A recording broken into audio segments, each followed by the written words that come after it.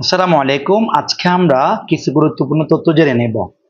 দেখতে পাচ্ছি আমরা নিশীত সূর্যের দেশ বলা হয় নরওয়েকে, আর সূর্যোদয়ের দেশ বলা হয় জাপানকে, পৃথিবীর দীর্ঘতম নদী বলা হয় নীল নদকে, বিশ্বের প্রশস্ততম নদী বলা হয় আমাজনকে, তারপর লেখা আছে সুমাত্রা দ্বীপ অবস্থিত ভারত মহাসাগরে, সেন্ট হেলেনা দ্বীপ অবস্থিত দক্ষিণ আটলান্টিক মহাসাগরে।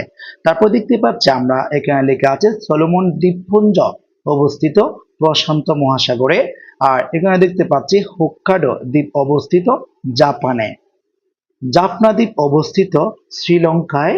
তারপরে আমরা দেখতে পাচ্ছি পৃথিবীর চাঁদ বলা হয় পরিমার মালভূমি, আর এভারেস্ট শৃঙ্গ প্রথম জয় করেন 1953 সালে। আজকে আমরা গুরুত্বপূর্ণ নৈর্ব্যক্তিকগুলো আপনাদের সামনে উপস্থাপন করলাম। আসসালামু আলাইকুম ওয়া রাহমাতুল্লাহ।